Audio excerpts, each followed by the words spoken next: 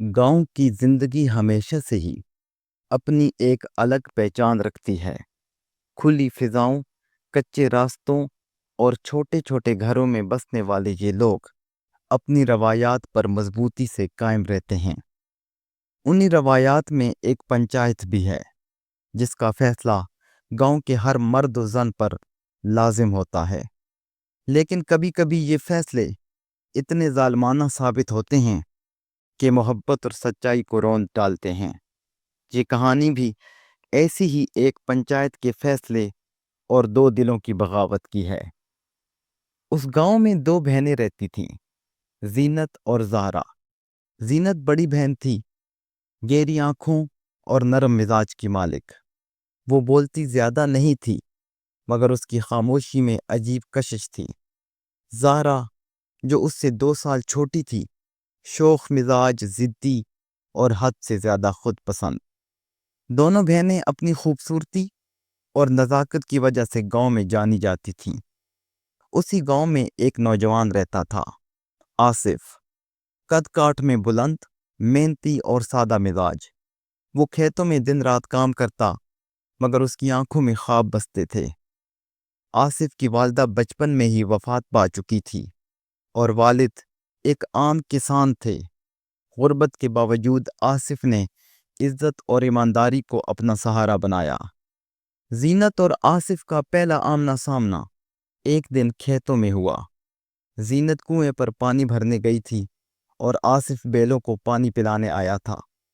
ایک لمحے کو ان کی نظریں ٹکرائیں اور وہ لمحہ ان کے دلوں پر ہمیشہ کے لیے نقش ہو گیا۔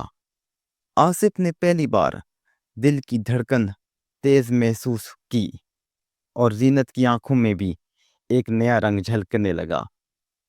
زینت اپنی محبت کو دل کے اندر چھپائے رہی، مگر زہرا نے بھی آصف کی شخصیت میں کشش محسوس کر لی تھی۔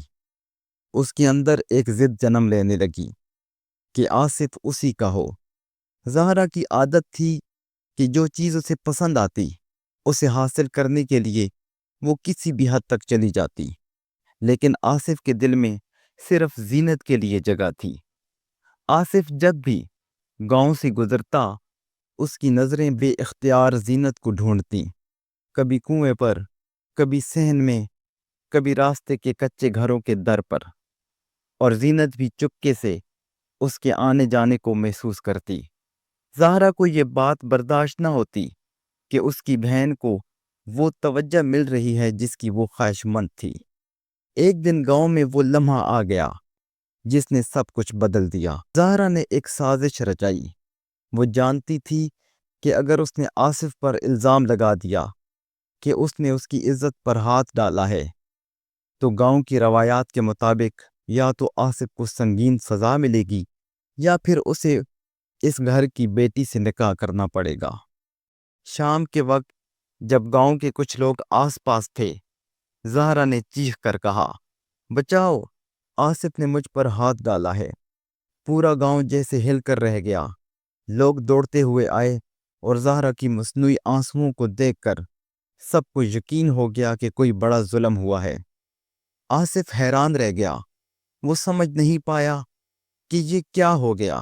وہ بار بار کہتا رہا، میں نے کچھ نہیں کیا، یہ سب جھوٹ ہے۔ مگر گاؤں کے لوگ جو اپنی عورتوں کی عزت کو سب سے بڑھ کر مانتے تھے، اس کے کانوں پر یقین نہ کرتے۔ اسی رات پنچایت بیٹھ گئی۔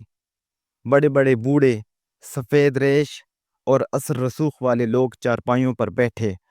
درمیان میں آصف کھڑا تھا۔ اس کی آنکھوں میں بے گناہی کی آگ جل رہی تھی۔ دوسری طرف زہرا تھی، جو روتے روتے بار بار کہہ رہی تھی کہ میری عزت لوٹی گئی ہے۔ پنچایت کے سردار نے فیصلہ سنایا، عزت پر ہاتھ ڈالنے والے کا صرف ایک علاج ہے، وہ اسی گھر کی لڑکی سے نکاح کرے۔ آصف اور زینت کا نکاح کر دیا جائے۔ یہ فیصلہ سن کر ہر طرف خرگوشیاں ہونے لگیں۔ آصف سکتے میں آ گیا۔ اس نے بلند آواز میں کہا، میں بے گناہ ہوں، میں زینت سے محبت کرتا ہوں، مگر اس طرح نہیں، میں زبردستی نکاح نہیں چاہتا۔ زینت کی آنکھوں سے آنسو بہنے لگے۔ وہ جانتی تھی کہ یہ الزام جھوٹا ہے، مگر گاؤں کی پنچایت کے سامنے اس کی آواز کوئی اہمیت نہ رکھتی تھی۔ وہ رات آصف اور زینت کے لیے اذیت ناک تھی۔ دونوں جانتے تھے کہ اگر نکاح پنچایت کے فیصلے سے ہوگا تو ان کی محبت کی پاکیزگی داغدار ہو جائے گی۔ آصف نے زینت سے ملنے کی ٹھانی۔ اندھیری رات میں جب پورا گاؤں سو رہا تھا، آصف آہستہ سے زینت کے گھر کے قریب آیا۔ زینت پہلے ہی جاگ رہی تھی، جیسے اسے احساس تھا کہ آصف آئے گا۔ دونوں نے خاموشی سے ایک دوسرے کو دیکھا۔ آصف نے کہا، زینت، یہ فیصلہ ہمیں قبول نہیں۔ ہم اپنی محبت کو پنچایت کے جھوٹے الزام کے سائے میں قربان نہیں کریں گے۔ زینت نے لرزتی آواز میں جواب دیا، لیکن کہاں جائیں گے ہم؟ ہمارا گاؤں، ہمارے اپنے، سب ہمارے خلاف ہو جائیں گے۔ آصف نے مضبوط لہجے میں کہا، محبت کبھی بزدل نہیں ہوتی۔ اگر ہمیں زندہ رہنا ہے تو اپنے فیصلے خود کرنے ہوں گے۔ زینت نے لمحہ بھر سوچا، پھر آہستہ سے سر ہلا دیا۔ اگلی صبح جب گاؤں ابھی جاگ رہا تھا، آصف اور زینت اپنے گھروں سے نکل گئے۔ وہ کسی کے دیکھنے سے پہلے دور نکل جانا چاہتے تھے۔ کچے راستے پر دو جوان دل ایک دوسرے کے ساتھ قدم ملا کر چل رہے تھے۔ ان کے دلوں میں خوف بھی تھا اور ایک نیا حوصلہ بھی۔ پیچھے گاؤں میں جب خبر پھیلی کہ دونوں غائب ہیں تو شور مچ گیا۔ لوگ دوڑتے پھرے، کچھ نے کہا یہ بھاگ گئے ہیں، کچھ نے کہا یہ تو گناہ ہے، اور کچھ نے چپکے سے کہا یہی بہتر تھا، ورنہ پنچایت ان کی محبت کو مار دیتی۔ زہرا کے چہرے کا رنگ اڑ گیا۔ اس نے سوچا بھی نہ تھا کہ اس کی سازش الٹی پڑ جائے گی۔ اس کی آنکھوں میں حسد اور شکست کی آگ جلنے لگی۔ آصف اور زینت شہر کی طرف نکل گئے۔ انہوں نے پیچھے سب کچھ چھوڑ دیا، اپنا گاؤں، اپنے رشتے، اپنی پہچان، مگر وہ جانتے تھے کہ محبت کے لیے یہ سب قربانیاں ضروری تھیں۔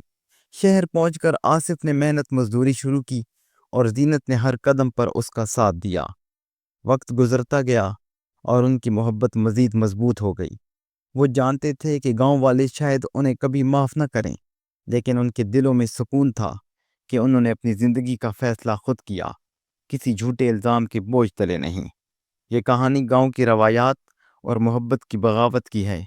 جھوٹے الزام نے دو زندگیوں کو برباد کرنے کی کوشش کی، مگر سچائی اور ہمت نے انہیں ایک نئی زندگی دی۔ آصف اور زینت نے ثابت کیا کہ محبت کو زبردستی کے فیصلوں سے قید نہیں کیا جا سکتا۔